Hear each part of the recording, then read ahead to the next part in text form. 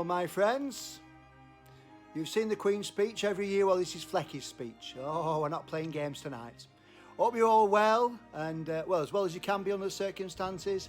It's been a hell of a year, hasn't it, 2020? There's no way to sugarcoat it. I suppose the only positive I can take is that my nearest and dearest are still alive, fit and well. I hope you enjoyed tonight's Christmas performance. Once again, if you can support us by donating anything, large or small, it's Christmas, remember, to the tip jar, we'd be very grateful. So sit back and enjoy the show, and let's hope that 2021 is a much better year for everyone.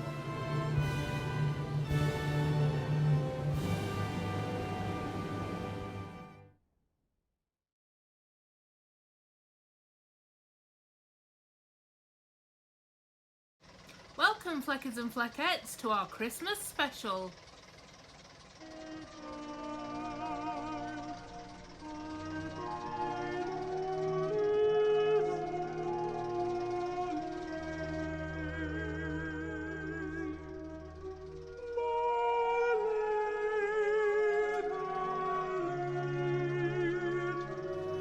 Let's get the party started.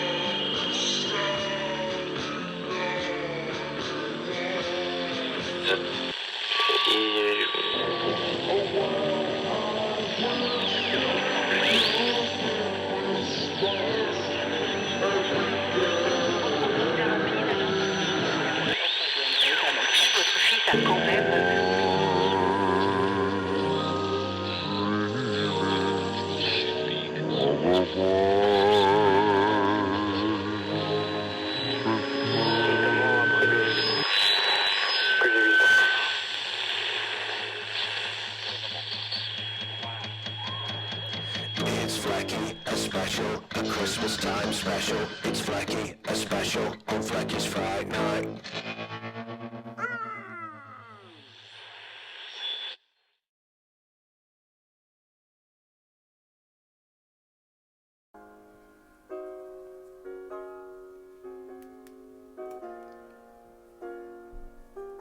Hello, my friends. How are you doing tonight? Oh, it's good to see you all. Let me come out between my curtains. Come forward from my stage, from my armchair theatre. Oh yeah, we've got the armchair theatre back out again tonight. Are you all okay? Good. Hey, let's have a look on this side. Come on, take me over to this camera. Hello, everybody out there. You all right? Look at the theatre. I mean, look at it. The comedy and tragedy mass complete with, what are they? Oh no, you're down at garage, aren't you? I was talking to Bugalugs, but she's not here. She's down at garage waiting to take us on the virtual ghost bus. Back to this camera, please. Thank you. So yes, I'm back in my little stage.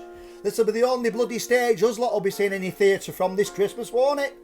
Oh, I love going to the theatre at Christmas. Do you? Do you know what my favourite thing is?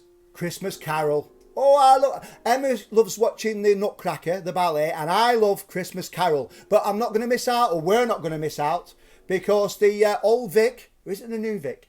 No, it's the Old Vic in London. It's doing a Christmas Carol, which you can buy Zoom tickets for, which we're going to watch next week. And it's starring Andrew Lincoln, who played Rick Grimes in Walking Dead, and he's starring as Scrooge. So we're going to get our fix of Christmas Carol next week. And I love Christmas Carol, because it's one of the best ghost stories that were ever written. People don't regard it as a ghost story really, but it is. It's a ghost story. And one of my favourite lines of all time is in that. And let me just read it to you. I'll never remember it. But you know when you've been to bed, you've had cheese late and you have nightmares and stuff, yeah? Well, he captured it beautifully. When the first ghost appears to Scrooge and he says these words. You may be a bit of undigested bit of beef. You could be a blot of mustard, a crumb of cheese, or a fragment of underdone potato. There is more of the gravy than the grave about you, whoever you are. I love that. It's brilliant, isn't it? Brilliant. So yes, Charles Dickens, he loved Christmas. We're going to have a couple of little quizzes tonight. The first one for you, this is just for fun. What playwright was scared of Christmas? Have you any ideas, anybody? Want me to tell you? Well, let's show you. Here we go. Noel Coward. Noel Coward. Thank you. We're not playing games tonight. Thank you very much. But the most popular thing at this time of year, theatre-wise, are the pantomimes. And I don't think any will be going ahead this year. Which is a shame because pantomime's been around since the 1700s. And it teaches children at a very young age to get the love for theatre and things like that. And it also teaches children and some of us adults life values, like, you know, if you're bad you lose, if you're good you get nice things. There's always a moral to every pantomime. But the weird things, pantomimes, they said, it was invented in Italy, and they were when they had the operas on stage in Italy, some of the operas have 4 intervals, and they put the pantomime on in each interval to entertain the audience that didn't want to go for a waz or for a drink. So that's how they came about. Then they came over to this country in the 1700s. But they're quite scary pantomimes in some ways, aren't they? Don't you think? Well, let me just show you something. This is a picture of a pantomime which I made. Now, pantomimes, the women play the men's parts. The men play the women's parts. It's all cross-dressing, left, right and centre. Now, as you're looking at the screen, and if you were sat in the audience, imagine that was the stage, you're sat in the audience. On the right-hand side of the stage is where the good characters always come in from, and they always stay towards the right-hand side of the stage. That's the good side of the stage. And did you know that all the evil characters, they come on the left-hand side, and they stay on the left-hand side? And if you remember from a few of my performances, people that are left-handed and anything to do with the left-hand side is known as sinister. And it's a sinister side of the stage. So evil characters stay on the left, good characters stay on the right. And you know, the fairy, there's usually a fairy, isn't there, a godmother or whatever comes into it. Well, if she appears, she's always, I'll say that in English, supposed to hold her wand in her right hand, which protects her from the evil presences on the left-hand side of the stage and stops the evil entering her heart. And that's why she's there, and that's why she holds it on her right-hand side. Did you know any of this? I'm full of useless information, I tell you. So yeah, not many pantomimes happening this year. They teach you about, as I say, good moral values and stuff like that. Now, ghosts in pantomime. I forgot all about this because it's quite a few years since I watched a pantomime. But every pantomime, doesn't matter what the subject is, if it's Sleeping Beauty or Snow White, they always have a ghost segment. And it's always been there since the 1700s. And it has nothing to do with the rest of the story. It's just so that the audience could get involved, screaming and shouting and shout out 2 of the most famous lines. You know what they are? It's behind you and oh no it isn't. So let's have a little recap of what that looks like on stage.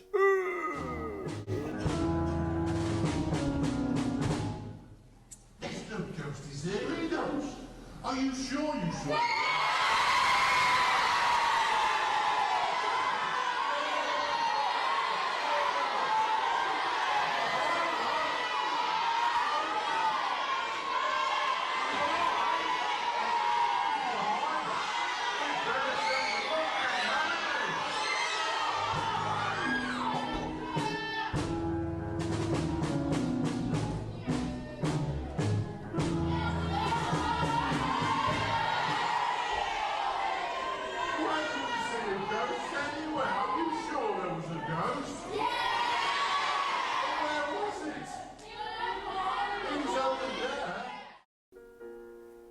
It's behind you, it's behind you. Oh, no, it's not. Oh, yes, it is. It's behind. There's a little lad on the front row in that video who's going absolutely mental. He's pointing, well, that would have been me as a kid. Warped for life. So, yes, pantomimes, aren't they marvellous? And then, if you're good boys and girls, the dame usually comes out, usually a fella dressed up. The dame comes out and he throws out sweets. And they're only supposed to be eaten by the good boys and girls. Now I'm asking you lot tonight, have you been good this year? Are you a good boy or girl? Are you? I'll be the judge of that. If you have been good, which some of you have, I know some of you, then obviously Santa Claus comes and visits you and brings you nice things to eat, nice presents. But if you've been bad, that's the bad side. That's the good side, bad side. If you've been bad, then the anti-Santa comes, not anti-Santa, anti-Santa comes to get you. So all you bad boys and girls out there, then you've got to deal with quite a few horrible characters. These are a few of the worst ones that I've discovered from around the world. In France and Germany, there's this chap. And he is a scarecrow kind of character. He's like an evil Wurzel Gummidge, although I found Wurzel Gummidge quite frightening as a kid. And he is called Hans Trapp. Come back to me, Hans Trapp. And he is seen in the forests of Germany and France. When Hans Trapp was alive, he was a very wealthy man, but greedy and quite evil. The Catholic Church was so horrified by how evil he was, they sold his soul to the devil. The church sold his soul to the actual devil. And ever since that day, he's been hiding in the forests of France and Germany, waiting for evil and bad little kids like you to come along, and then he'll eat you. There's no messing around with him. He eats naughty school children. Yeah, well, of course, he eats naughty children, school or not, and big children like you out there tonight. And the other one that I like, my favourite, because I love witches, is in Italy. And she is called, I have to read her name, La Befana. La Befana. This is what she looks like. She just looks like a typical witch. And she flies on a broomstick on Christmas Eve. And she floats down your chimney just like the same route that Santa takes. However, if you've been good, she leaves you presents. If you've been bad, she leaves you a lump of coal. But the best thing about La Befana that I like is that, you know, when you leave something out for Santa, you leave a carrot, a mince pie and a glass of sherry. For me, sherry, mince pies, heartburn material, that is for me. I'd have to suck a rennie for a month. I don't like them. But she's got a better taste. You have to leave out in Italy for La Befana, chocolate cake and red wine. Back of the net. So I really do like her a lot. But the number one anti-Santa of all the lot is a gentleman called Krampus. Now, it wasn't an enemy of Santa Claus. He works beside Santa Claus. Krampus. And there's only one place. Well, abroad, you'll have seen him on the internet. Abroad, in Germany and France, they have Krampus parades. Krampus runs, they're called. But in this country, there's just one place that does it that I believe. I can't find any other. Whitby. So I thought, why not get the virtual ghost bus out tonight and let's all go for a trip to Whitby.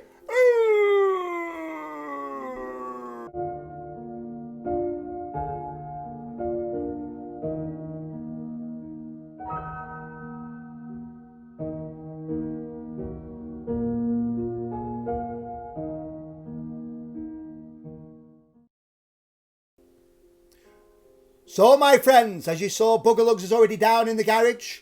So let's, shall we go over to Buggerlugs? Are you ready for getting on the bus, everybody? Of course you are.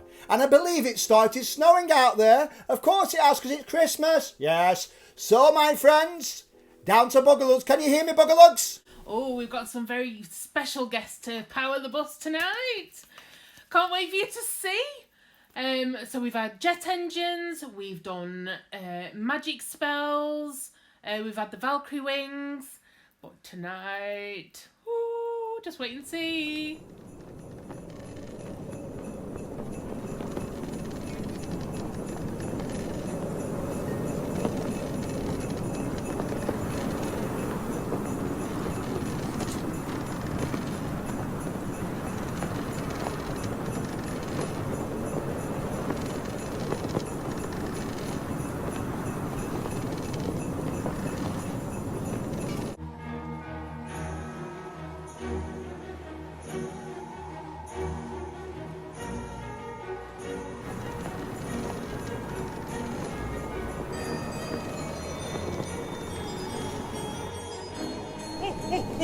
Oh my god, it's Santa! Santa's outside! Everyone, Santa's outside! Santa! There's reindeers as well!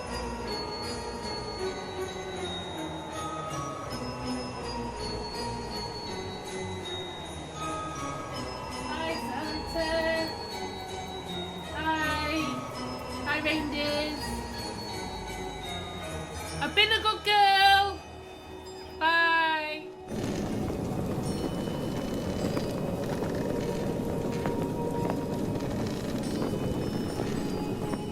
send the reindeers back with Santa now?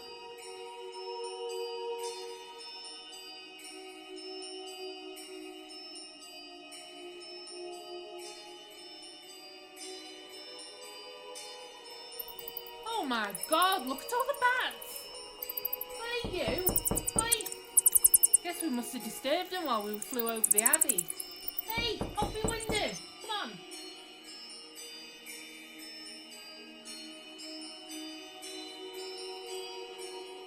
Coming into land, everyone! Hold on tight, could be bumpy.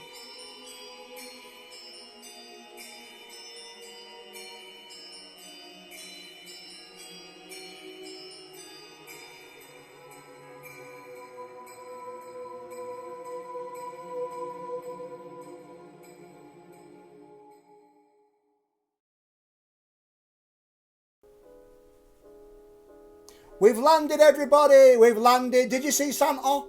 Did you see Santa? As they say in Manchester, better Santa. Did you get your shopping from Asda? Oh, Bugger Lugs, how are you doing? I'm alright, Oh, how are you? it's good How's to have you everyone with me. out there? I had to do the start of the show on my own tonight because you were down at garage. Well, you're a professional, you can handle Oh, it. she's done such a good job decorating the bus, hasn't she? And you see the excitement on her when we saw Santa? Oh my God, Santa was just flying past us. Anyway, enough That's of that. amazing. Enough of that nonsense. Anyway, yes. So, can you see me all right? Am I quite clear? Yes? Do I look quite clear? I might put a different light on because it looks a bit blurred on here. I'm going to put that one on. Oh, that's better. I can see you all better now. So, my friend, we're here in Whitby, and I know loads of you have been here before. So, we're outside. Let's have a look through your window on your right-hand side. And you can see there is the Dracula experience. Let's start with a scare attraction. Oh, yes. How many of you have been in the Dracula experience? Do comment if you have. Let us know. I went many years ago, and it was not very good. But it seems to be a lot better now by the looks of it. So let's go inside it. Get off the bus, everybody. Let's go inside the Dracula. All included in the price tonight of your donation. In you go. In you go. To the Dracula experience.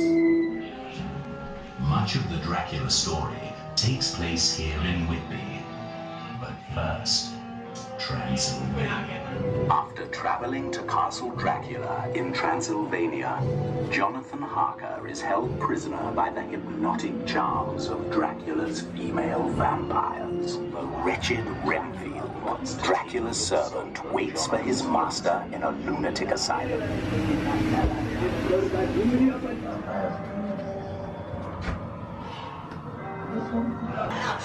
Like to stay for a bite. Dracula's coach. Quincy is mortally wounded in the ensuing fight, but eventually Jonathan Harker wields his kukri knife and severs Dracula's head.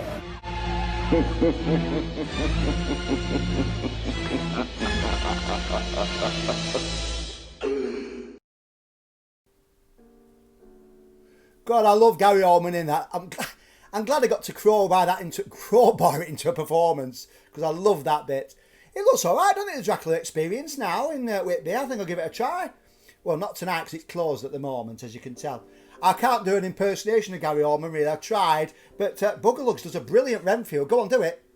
Oh, yes. That's when he's eating his little insects. You remember? Oh, do it again. Oh, yes. She's very good at that. Oh, Dave, Doctor. Yeah, Canapé. No, I mean, I really like that version of Dracula, and I think, apart from Keanu Reeves, I like him as a person, as an actor, but I don't think he's quite right for Harker, is he? But anyway, so what Whitby is famous for, without a doubt, is Dracula, and another thing which I'll tell you about a bit later on. Now, if you're going to stay, we can't stay there tonight because we're going to bring you back with us, but if you were going to stay in Whitby, there's two great places. One of them is all to do with Dracula. Have a look at this.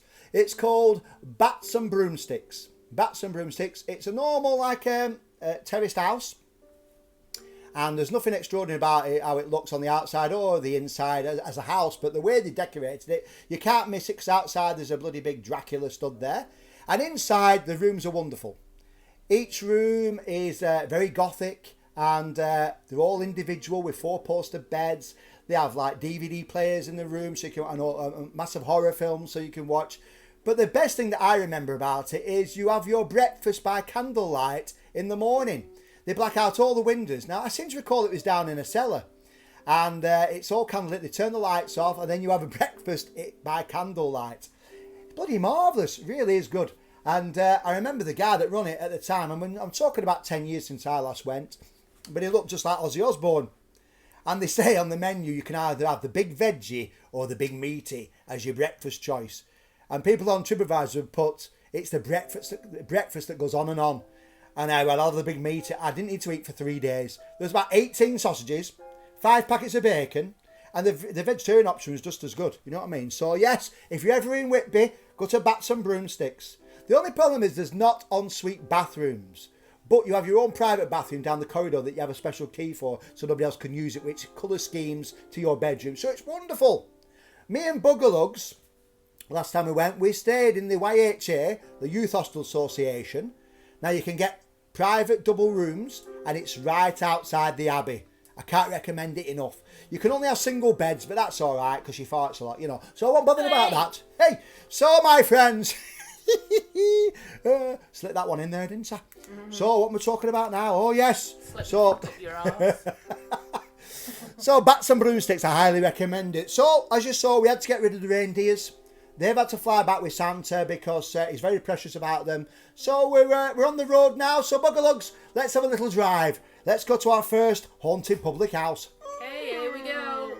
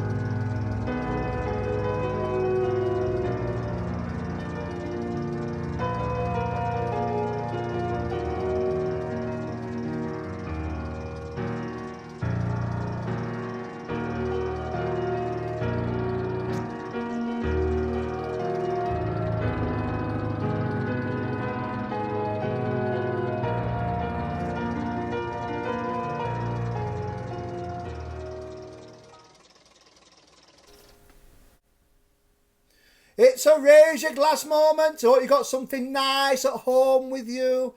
Whether it be mulled wine, I like my wine unmulled.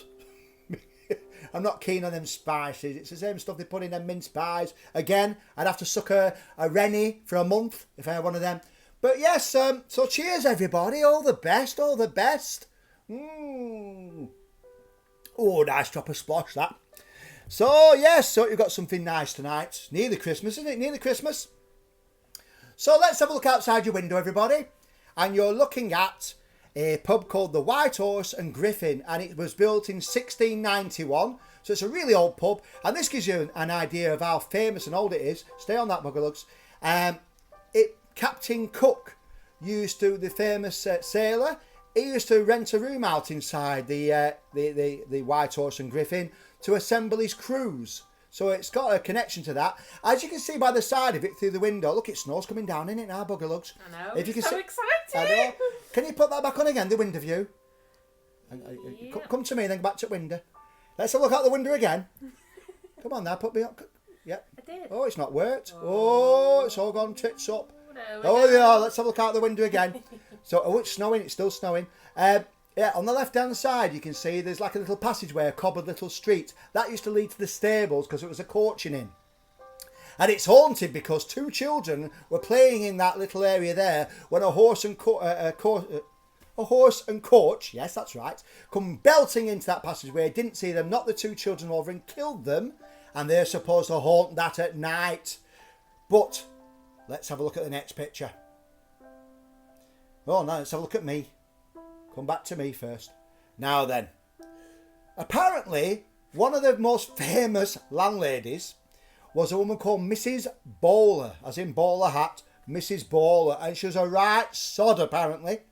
She was really judgmental on people that entered her establishment. Within a few seconds, she made her mind up about you. Probably right, because they do say first impressions last. But as soon as you walked in, she'd go either she liked you or she didn't. If she didn't like you, get out of my establishment. Get out, you one-eyed dog. Get out, you bleeder. And she'd throw you out. And if she liked you, she'd welcome you and a lock in every bloody night. However, one night she was just in that passageway. Let's have a look at that graphic now. She was in that passageway and she slipped on the wet cobbles, banged the back of her head.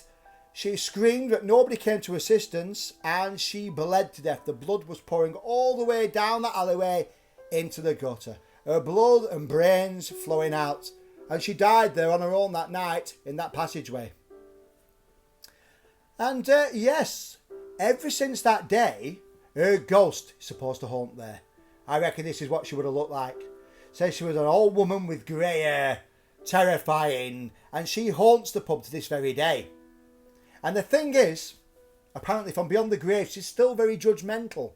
She either likes you or she does it within seconds. So people, as they walk into the pub through the front door, either feel an overwhelming feeling of welcomeness and warmth, or they feel like, I've got to get out of here. Somebody will walk in and walk straight back out again because they get this fear inside them, like butterflies in the stomach, and an urgency to get out.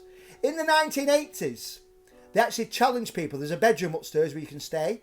They actually challenge people, if you can manage to stay the full night, you get a prize of £50. And in the 1980s, not one single person managed to last the night inside that public house. So, my friends, let's raise your glasses again. Hey, but it's okay, we've not got far to go to our next pub. It's next door but one. Buggerlugs, take us there, please.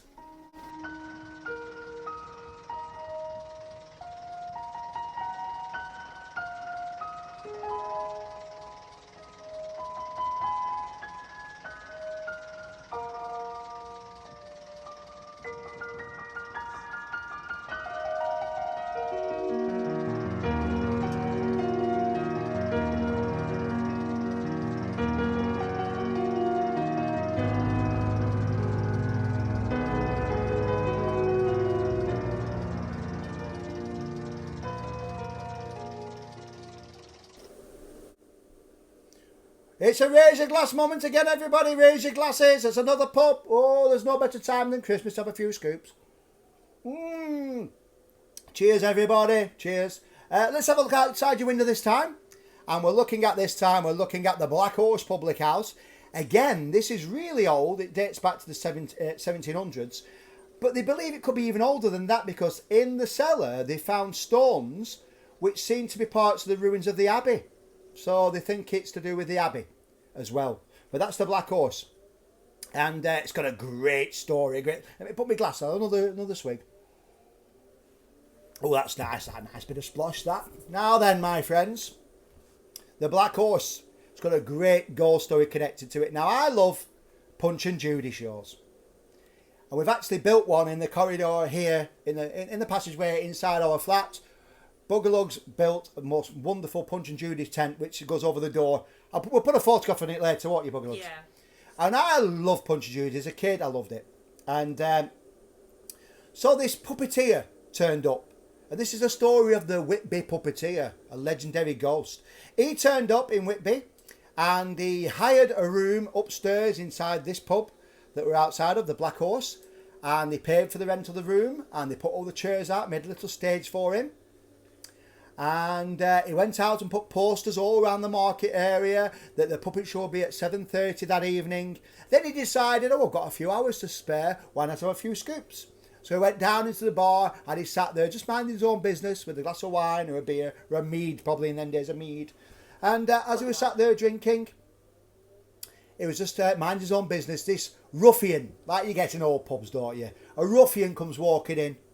Obviously, somebody which would be barred these days, but he came in and he sat down opposite our puppeteer. Now, our puppeteer was a high-class actor. He'd actually trod the boards in London, and he'd taken up puppetry just to make another living. So he didn't do Punch and Judy. Punch and Judy was for the lowest of the low. So he sat there, minding his own business. This guy got a drink, and he started drinking, and he started drinking. He was already drunk, this guy, when he came in the pub. And he started saying, hey, mate, how do you do with Yorkshire? Hey, mate. I think that's Yorkshire. Hey, mate. What are you doing in here? I've not seen you in here before. He said, boy, I'm a puppeteer. I brought my show here to perform this evening. Oh, puppeteer, are you? That's the way to do it. That's the way to do it. And he took the piss out of this puppeteer all afternoon. That's the way to do it. Every time he picks his glass, hey, that's the way to do it. That's the way to do it. Over and over again. This puppeteer said, I've had enough of this. He said, balls to this. So he went out to find another public house. So that night, the puppeteer went back upstairs, 7 o'clock, get the show ready, get it all prepped. And then the audience came in, and it was pretty packed out apart from one spare seat on the bloody front row between two women that were sat there. Sure enough, the ruffian from the afternoon decided to barge his way in. He didn't pay, stumbled into the theatre space that he made, and sat himself right on the front row watching. And sure enough, within seconds, that's the way to do it. That's the way to do it. Boo! Behind you, that's the way to do it. Get your sausages out and all that sort of malarkey. Anyway, the puppeteer thought, I've had enough of this. He tolerated it for about 10 minutes, thought, sod this. And this is what it might have looked like. He got from behind his tent. He got hold of a big bloody knife. And he came out and he tried to lunge towards the actual man. But the man moved slightly and he stabbed to death the woman next to him. Now, you at home should have heard a scream there if I've timed it right. We can't hear it this side. But he stabbed her by mistake and it went right in her chest and it killed her outright. And the puppeteer, he was absolutely distraught. It was a complete accident. He was taken to York where he was tried and he said, well, I have to admit it. You know, I did do it. I'm guilty. But it was an accident. They didn't listen to him. He was hung in York just outside the walls. And then after his body was taken down, brought back to Whitby and put inside a gibbet inside the market square, which is just opposite the pub. So his ghost is supposed to haunt the Black Horse and all around that market square area. A man in a black suit shouting the words, that's the way to do it. That's the way to do it. That's the way to do it. Hey, we've come here tonight because I told you about the Krampus run. And it's the only place, so I think it's time now, because I can hear something approaching. It's time for us all to get off the bus and watch the Krampus parade. Enjoy, everybody, and if you've been bad or good, watch out for Krampus. Ooh. Hello there, good sir. Have you been naughty or nice this year?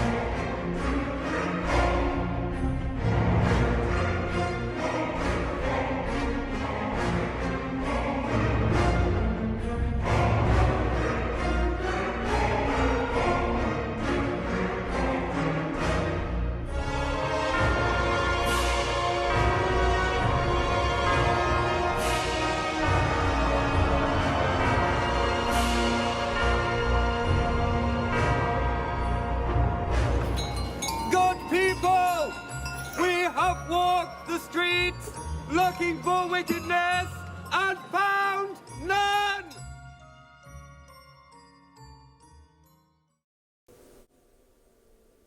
No badness has been found throughout these lot on this bus tonight. I don't believe it. You're bloody joking, aren't you? No badness. The old rowdy and ruffians in back. Oh, the hellfire, no badness has been found tonight. So I'm glad you've all got back on the bus. Get back on, keep warm. It's snowing out there, isn't it? Maybe some of you out there watching tonight are actually in that procession. You've been in that procession tonight, haven't you? Some of you, I think. I know some of you from the Manchester Gothic group are in there. So if you watch this, we saw you. So yeah, that's Krampus. So let me tell you a bit about Krampus. Let's have a look at him. He's half goat and half demon with a long red tongue. And if you're a bad boy or girl, he beats your legs with birch branches, until you repent and become a good child. But if you continue to be evil and bad, if you continue to be a bad little bugger, then you're put in his sack and he takes you down to the underworld. Oh! Bit melodramatic that, wasn't it? Yeah, just a bit. I liked it. So yes, half man, half goat, licensed to shit in the streets. Now, my friends, little trip again on the bus. We're only going next up at one again. It's not a pub, but we can have a drink. Off we go.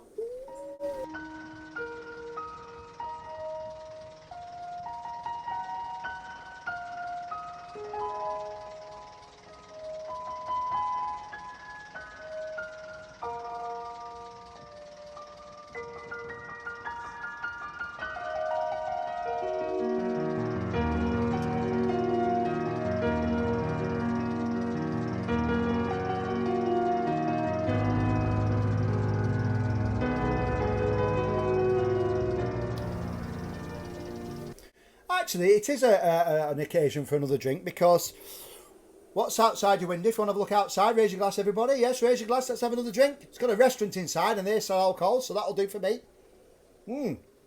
So as you're looking outside your window now, still snowing, isn't it? Look at it. Look at them Christmas trees. They've really done a good job, haven't they, Buggerlugs? Certainly have. Ah, the magic window. So yeah, what you're looking at now, that used to be a John Wesley church. You know, the Wesleyan chapels that are all over the country. Apparently the one in Whitby was his most favourite of all the lot. But now, it's a restaurant, but it's been turned into the other thing that Whitby's most famous for. So you've got Dracula and Jet. Not Jet from the Gladiators. We're not talking about her again, are we? Settle down. Ooh. Hey, by the way, I must tell you this. I don't know if you remember, I don't know which performance it was I talked about Jet, but you know Jet from Gladiators. You remember her, don't you? Well, she's going out with this guy that I know, because she said, "Oh, bring Jet with me next time." I said, "Oh, well, he's got an underground look." You know where the old market was in Manchester, back in Manchester, where the old underground market under the Royal Exchange. He has bought a part of that, and he wants me to start doing tours under there when we can start again. So that'd be bloody fantastic. And that's the boyfriend of Jet. I'm just saying. So if you come along, you might meet Jet. Anyway, but I'm not talking about that Jet. I'm talking about Jet, which is sort of a precious stone. And Whitby is famous for it. And Jet is a weird substance. It's tree. It's fossilised monkey puzzle tree. So in prehistoric times, monkey puzzle trees were all over the coastline of Whitby. And they eventually decayed and dropped into the earth. And then they fossilised. And you can actually find it for free on the beach, bits of Whitby Jet. It's like a black shiny stone. And then started making jewellery out of it. And because it's black and shiny, it's incredibly gothic. And then there was this trend after Queen Victoria. You know, when she made every dress in black and all the statues were black after her husband died, Prince Albert, wasn't it? There was this trend for black jewellery. So everybody started loving Whitby Jet. And here's an actual piece of mourning jewellery, it's called. Mourning jewellery. And as you see, it's black, shiny with a little skull and crossbones. I'd love that. But not as much as the next thing. But come back to me, Buglogs. I want to build it up. Now listen. Whitby has been produced in jewellery shops since like the 1800s. The most famous shop in Whitby, we're going to pass it in a second on the bus. It's called Hammond's. And it's been there since 1860. Now I was just looking on their website for a bit of research about their history and stuff, which I've just told you, and I found the most wonderful ring. Now I've asked Santa for it, so I'm hoping next week it's going to arrive, but I very much doubt it. Maybe I should have asked Satan for it, because, well, they've got in conjunction with Hammer horror films. Now you know I'm a big Hammer horror film, right? Look what they've done. Have a look at this. They have produced Christopher Lee's ring from the Dracula films. He's got it in his little digit there. That on the front of it is the coat of arms which Hammer Films invented for Count Dracula. That's his coat of arms. Behind the coat of arms on the silver is Whitby Black Jet behind it. And round the outside of the ring are passages from Bram Stoker's Dracula, the original book. Oh my God. Who wants that? Who wants that out there? I want it. Now, I must tell you, it's £160. but you can pay it in instalments apparently on the website.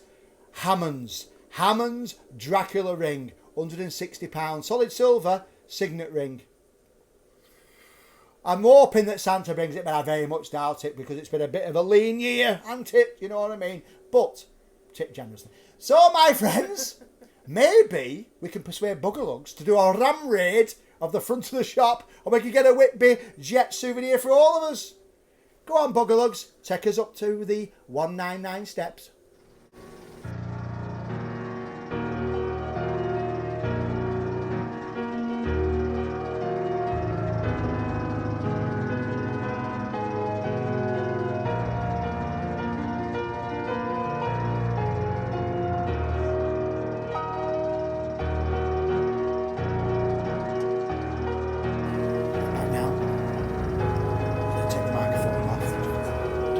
What?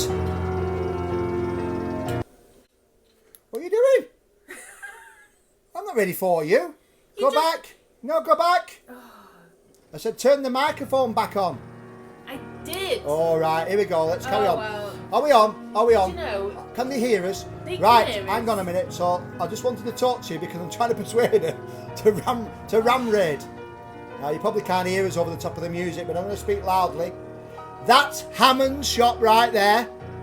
And Buggerlugs, can you try to drive through the shop window? I don't know about that. Come on, No, come on, come on! no, Oh, no, you no, chicken! no. Turn the microphone off, turn it off.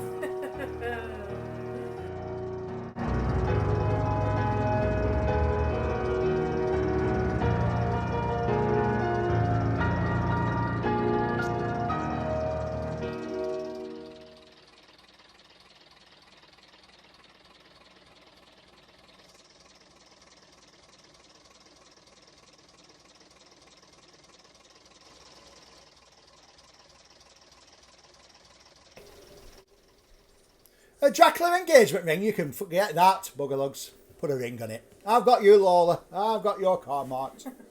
Used to like you. No, still like you. Thank you.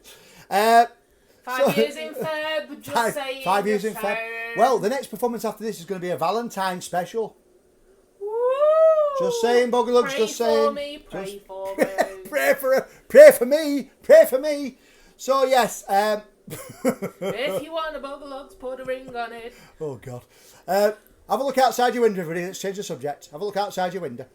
So, oh, it's still coming down, isn't it? It's coming down. Is it sticking? It's not sticking, though, is it? It's not sticking. Not sticking. Now then, outside your window is the 199 steps, which Whitby is most famous for. So, let me tell you a bit more about Bram Stoker and Dracula. Of course, we've got to talk about it. I'm thinking about, you know, when we jet over the Atlantic and go to other, well, not the Atlantic, we jet to other countries. I'm thinking about Transylvania. What do you reckon for a virtual ghost bus? I'm thinking about it. Anyway, let's talk about this guy. Let's have a look at him when Buggerlugs is ready. And this is Bram Stoker. That's quite a rare photograph of him when he's quite young, because if you Google Bram Stoker, you'll find him at a certain age on all the photographs. So Bram Stoker there is probably about in his late 20s. And if you remember from the Salford Friday Fright Night, if you haven't watched it, please do. It's on the YouTube channel to watch. Bram Stoker was best friends and business partner with the most famous actor in the country, a guy called Henry Irving. And they went, so basically Bram Stoker wrote plays and Henry Irving, the number one actor in the country, used to play them out. And they'd been on tour and they'd opened one of the theatres up in Salford. And it was getting exhausted, was Bram Stoker. So Irving said to him, why don't you go for a little holiday in a place called Whitby? Never heard of it. He said, all right then. So he booked himself into this place. And it's a little guest house. Well, not say little. It's on a row of Victorian beautiful properties. There's no better pictures than that. I'm sorry that's a bit naff. But that's where you can see the light. That is where he stayed. And you can look on the wall of that property. And it's got a plaque. A blue plaque on the wall. A plaque.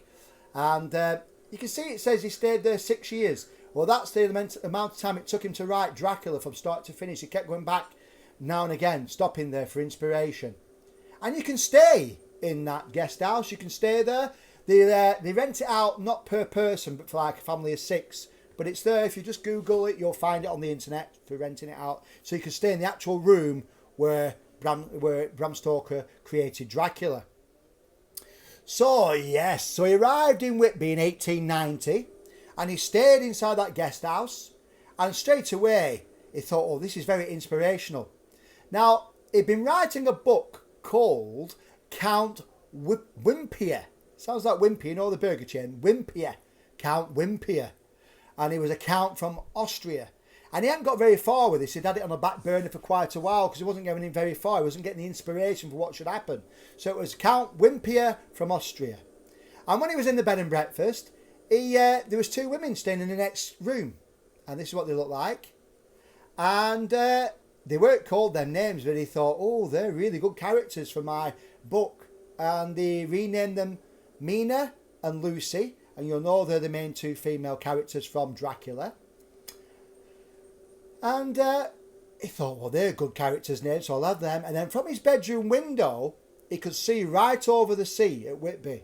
And he could see out of his window a ship. Well, he could imagine it. Because only 5 years before he stayed there, everybody was talking about this Russian ship that had crash landed on the beach. And it was called the Dimitri. It was called the Dimitri. And it was carrying silver sand, which was something they used in the building of building material. Basically, you mixed it with cement, silver sand. So he'd heard about all these stories about this boat crash landing, and he thought that's a good way to bring Count Wimpier from Austria on a boat. He could crash land here, and maybe he could bring soil from his homeland. And he thought that's a good idea. So he renamed the boat the Demeter, which was carrying the earth. And then he started sitting on a bench. That's right, isn't it? He sat on a bench. And the bench has a little plaque on it now. So just down from his guest house, he used to sit on this bench every day. And he had this most wonderful view from that bench. And this is what it looked like. And he could see the church. And he could see the abbey. And he said you could see bats flying around the church at night. And then that inspiration, because it was very gothic, and also walking around the shops and seeing all this mourning jewellery everywhere, it got into his mind. And he started to get all these ideas. But the main thing was when he went one day to the local library in Whitby. He was just doing some research and he came across a book written by this gentleman who worked for the English consulate in Romania. And he had written about this character called Vlad Tepes, or we know as Vlad the Impaler, who used to impale people on stakes. Horrible thing if you've ever known what they used to do. He used to grease the end of a big stake, stick it up the person's arse, and then lift them up, and they would slide slowly down the stake until it came out of their head or their mouth, ripping through all their organs. That was being impaled. So he thought, oh, that's a good way of killing somebody, isn't it? Ramming a stake through them. But the best thing he found out was that this character, Vlad Tepes, was known as Dracula, which was to do with a dragon, the son of the dragon, it translates to. But it's also in Romanian, Dracula translates to devil. He thought, hello, Count Dracula sounds way better than Count Wimpier. So that's how he got the idea for Dracula. He made a note of that, and that's how he got the idea. So as you look outside the window again, at the 199 steps, let's have a look at them.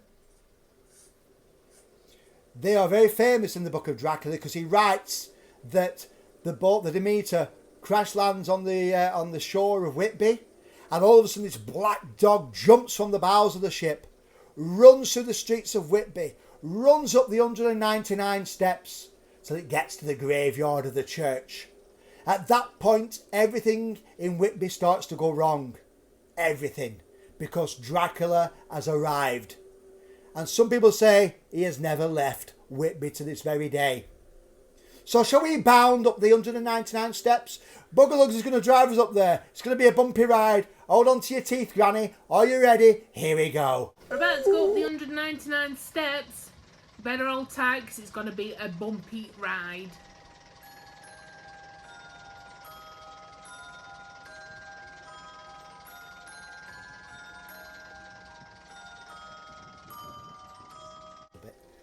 Bloody hell, that's painful. How's your horse, Bugger Lugs? Yeah, it's a bit rough. Oh, hurts, that does. How can your lips didn't move when you're talking then?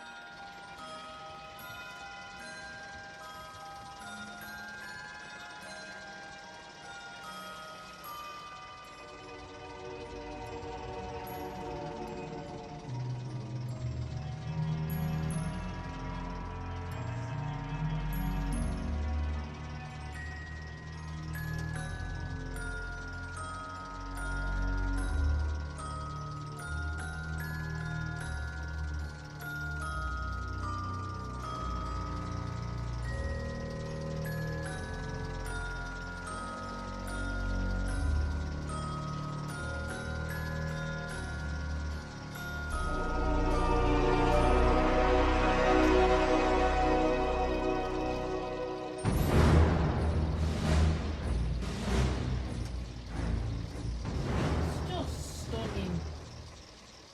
Not keen on these bats, mind. Don't be so nesh about the bats, you soft bugger. We all love bats, don't we? I do as a goth.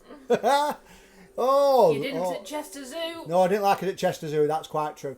So, let's have a look outside your window, everybody. And she's quite right, Bugger Lugs. Look at the beautiful Abbey. And there it is, still snowing. I like it. Still not sticking. It is a little bit, is it not? No, it's not sticking to the window, really. That's mist, isn't it? It's got misty, hasn't it? There's it, all condensation. Yes.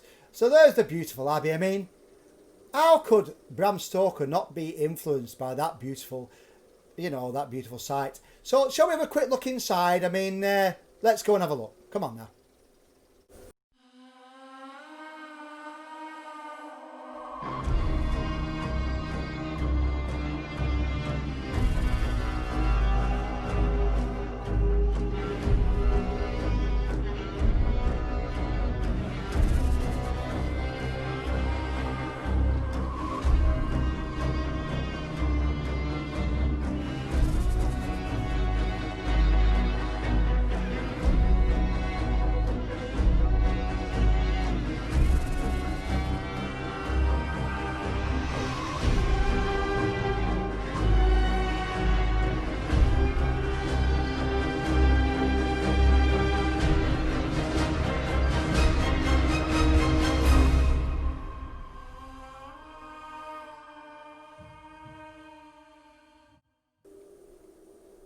I mean, it actually inspire you to write something that's so gothic. I mean, Dracula's the most popular gothic novel of all time, and Dracula's the most popular gothic character of all time. And I mean, it's not surprising that he was so influenced by it all. It's beautiful, isn't it? As I say, if you stay at the YHA, it's right next door to the Abbey. If you're lucky enough, you get a window which looks over the Abbey at night with bats flying at your window. That's why she's scared. That weren't a bat in the night. So, my friends, what we were saying, oh yes. But before everybody associated Whitby and the Abbey with Dracula, it was associated. Now, if you've watched my Chester performance, it's an almost identical story. There was, the Abbey was used by nuns, and there was a nun who fell in love with a gallant knight, and obviously she was supposed to be a virgin and not have them kind of thoughts, and this nun had a relationship with this knight, and the rest of the nunnery found out, and she was bricked up inside the walls of because it would have been a full-size church at that time, and she was bricked up in the walls, just like in Chester when the other nun was bricked up in the walls there. And many people, even to this day, see the ghost nun, which appears sometimes to people knocking about the ruins. She's still there. But the scariest ghosts, and this really does scare me, on the 6th of January every year, so coming up in a couple of weeks' time, 6th of January was the old Christmas Day. I never knew that. It was the old Christmas Day. Oh, before that, in that Abbey, is when this country decided on what dates or No, to invent the holiday of Easter was invented inside the Abbey. Does that make sense? In the Abbey, they invented the idea of Easter in this country. But on the old Christmas Day, which was the 6th of January, even to this day, they say that at night time on the eve of 6th of January, you can hear a ghostly choir singing, and it probably sounds a bit like this.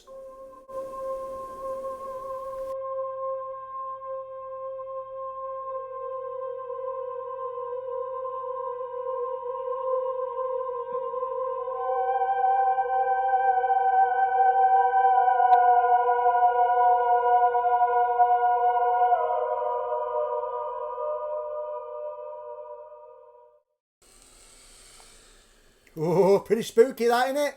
Oh, I had fun making that graphic. Really whacked myself. So, yes, the ghost choir that you can be heard singing every January the 6th. Excuse me, that wine's gassy tonight. So, let's have a look out your other window at the other side, everybody. You're looking at the St Mary's Church, our beautiful old church, and if you can just make out in the corner, you can see like a white wooden frame. It's like a banister. Next door to that, there's this plaque on the wall. Let's have a look at the plaque. Now, you don't need to read all that, but it's a really interesting story. Let me tell you it. So, my friends, back to me, Buggerlogs.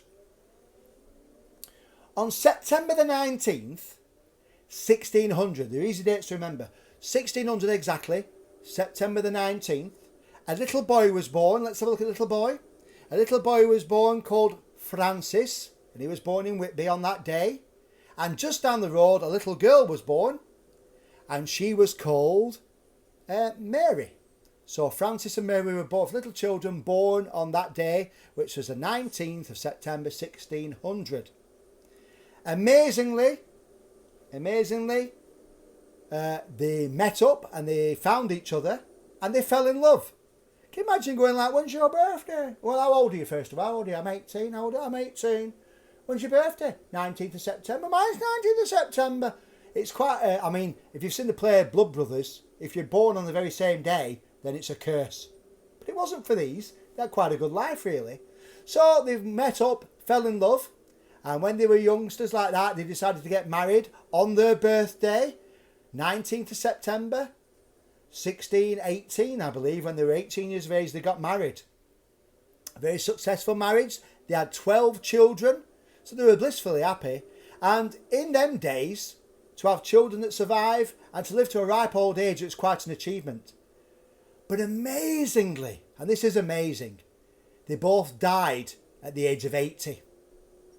On their birthday, on the 19th of September, 1680. They both were born on the same day, died on the same day at the same age, and they died 5 hours apart. I think that's such a beautiful story, isn't it? Beautiful. And they lived till they were 80. In that day and age, when the average life expectancy, I think from the Stockport Ghost Walk, I think I worked out it was 37 was the average age. They both lived to 80 and born on the same day, married on the same day, died on the same day. How fascinating. And their grave is in that corner. Have a look through the window again. Can we have a quick look through the window, Buggerlugs? Oh, come back to me. We'll do that in a second. We'll have a look for the window again.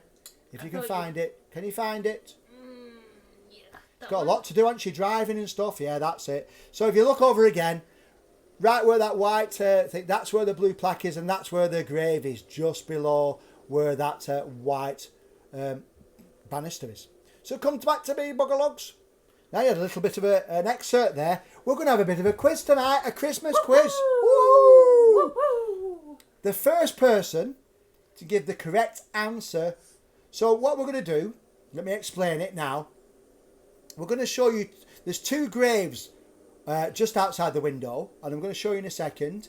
They become legendary, these two graves. People from their childhood go there, and they are childhood characters who they believe are buried in the graveyard. Let me give you a rough idea. One's a fairy tale character, and one's a character from nursery rhyme, okay? When you've got both of the answers, and you think you've got it right, the first person to comment will get some Flecky Bennett merchandise for free. Oh, we're not playing games tonight. I want to be giving things like Santa. So, are you ready? Let's run the VT. I like saying With that. or without sound? With sound. So, because there is no sound on this VT. Okay.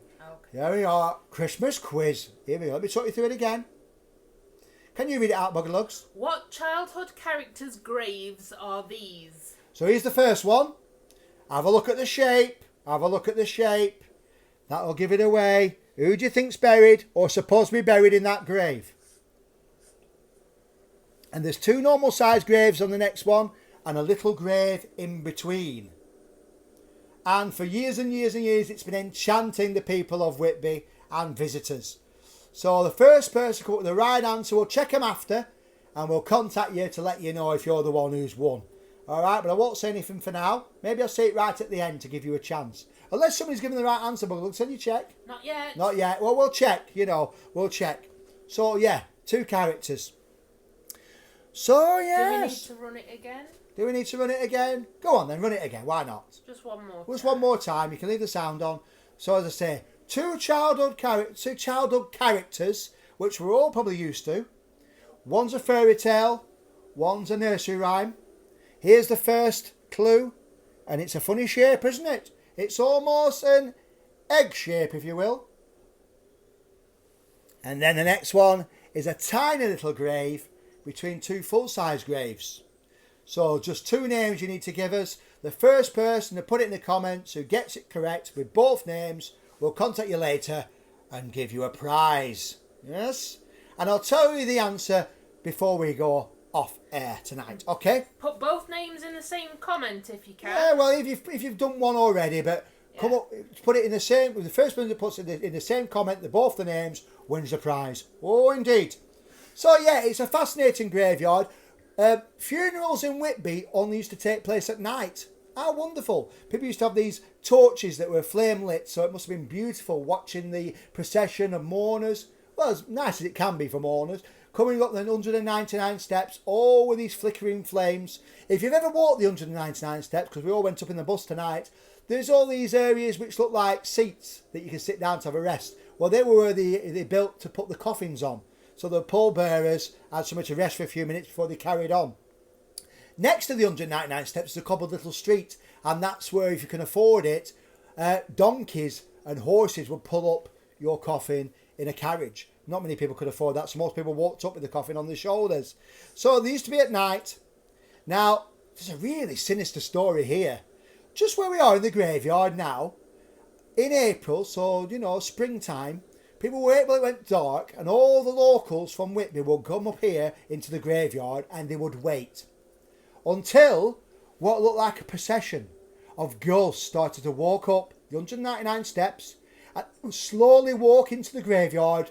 They'd walk around the church while all the people of Whitby used to stand there looking at these spirits, and then they'd walk back down again to Whitby.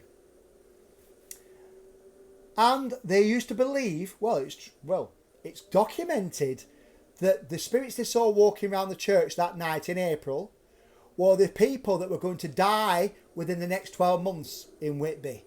And some of these people that were watching these spirits walking around the church saw themselves walking along in that procession. And sure enough, they died within that 12 months. Probably died of bloody fright after seeing yourself, knowing that you're going to die within 12 months. It's going to kill you, isn't it? The stress of it. But that's what they used to do every April. So isn't it quite amazing that? Because this graveyard and the church is on the end of a cliff, lots of the graves have fallen off the end over the years and into other fields next door. And them graves that have fallen over the side, there's a plaque on the side of the church saying all the names of the graves that are no longer there to be seen. Now, next to the church, and where some of these graves have fallen into, there's a field. There's a grassy field. I think it's used as a campsite sometimes, but it's called the Donkey Field. Because most of the way that people transported goods and themselves around Whitby into the coast, like Robin Hood's Bay and everywhere else, was via donkey. And there's like donkey paths. But there's a brilliant ghost story involving a donkey. The grinning donkey of Whitby. Let me tell you about this. I've never heard a ghost story. I mean, we've got a ghost dog on the Manchester one, but a ghost donkey. Well, listen to this. There was this couple. that used to hire donkeys out from the beach. Now, it wasn't just for children to ride up and down. They hired them out for people to be taken from one part of the coast to the other. So the husband of the business partnership would stay on the beach in Whitby, and his wife would be around the coastline, and she would wait for the donkeys. And he would take a fare off men and children to ride, and the donkeys knew the way, knew how to get to from one way to the other. They didn't need to be guided. They're very intelligent donkeys. And he'd set them off, and they would row around the coastline when the sea was out, obviously, and they'd arrive at his wife. And she'd send people back from the other way, back round the coastline. Now, he's a bit strange, this husband, a bit strange, a bit odd, a bit like me. And the kids used to take the piss out of him, going, ah, and they used to throw stones at him and all sorts of stuff, so that he would chase them along the beach. And it was much fun was had. One day, he wasn't listening to him, he was just sat there, there were stones bouncing off his head. He thought, no, I'm not bothering with him, bugger him. Oh, he was a bit of an alcoholic, apparently he was pissed all the time. So he sat there and he thought, I'm going to ignore them. Then he started throwing stones at his donkeys. Well, that was too much. And these donkeys were running away and running off and screaming and crying. But one donkey thought, sod this. And he started to walk towards these kids. And they were throwing stones, they were bouncing off his noggin. And he was walking towards them. Yeah! Going more towards them, bouncing off his noggin. And he walked right up to him with that an evil grin on his face. He stuck his head down. He flipped them up in the air. They landed on his back. And as quick as lightning, his back extended. And he got 12 children on his back. Then he run like the wind into the sea. And he kept swimming out and swimming out and swimming out. And the children were so terrified to get off his back, they went down under the water. And they say now in Whitby, if you're near the beach, you can hear the sound of what sounds like seagulls. It's not. It's the children crying from out at sea. It probably looked and sounded a bit like this.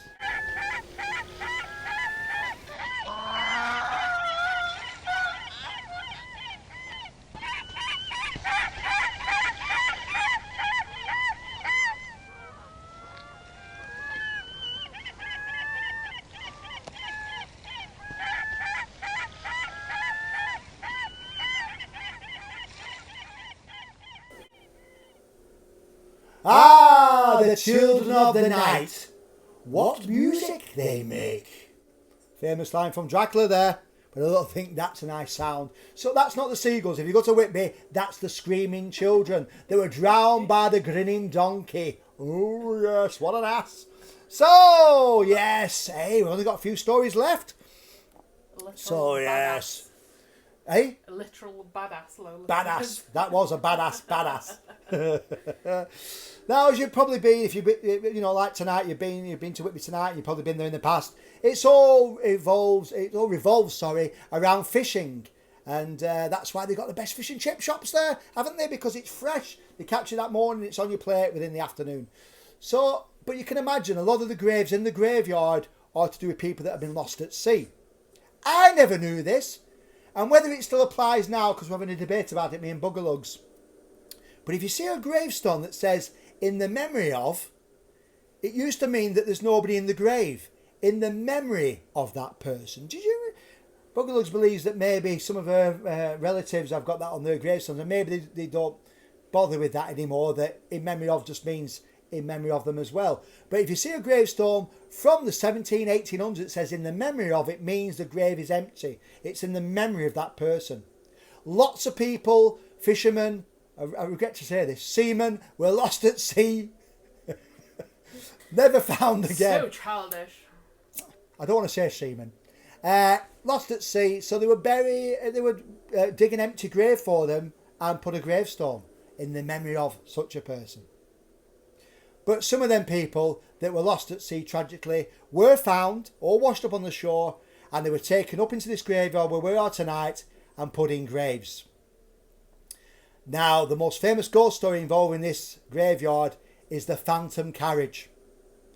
Now, Bram Stoker heard about this, and it features, and this is a little excerpt from Bram Stoker's Dracula. The day after somebody had been buried in the graveyard, the day after, late at night, the people of Whitby would hear the clattering of horses' hooves and the wooden wheels clattering around the cobbled streets of Whitby and up that little passageway next to the 199 steps. And it would look like this. Leave the microphone on, Buggerlugs. Black horses, a ghost carriage, and it would be flying up them 199 steps, and then it would stop by the grave. The what would you call the fellow on top? The driver? Coachman. The coachman, yes, the coachman. The ghost of the coachman would get off. He'd walk around the newly dug grave 3 times until the spirit came out of the grave, and he'd open the carriage door for them, and that spirit would get inside the carriage. And you can see how Bram Stoker thought, that's brilliant for Dracula, isn't it? And then that horseman and the coach and the horses would run as fast as they could off the edge of the graveyard and float out to sea, taking that seaman, don't like to say it, taking that dead sailor back to the area where he used to love to be, back out to sea. His spirit could ever be fishing or sailing or pirating, whatever he loved to do in life, he's out there.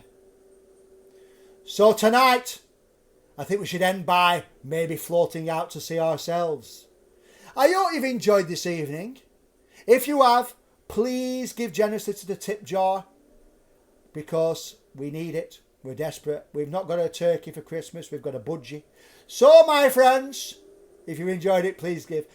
I've loved it tonight. I hope you have too. I hope you've had a nice drink. We're looking forward to seeing you next year. But shall we float out to sea? Let's release the Valkyrie wings, Buggerlugs. Release the Valkyrie wings.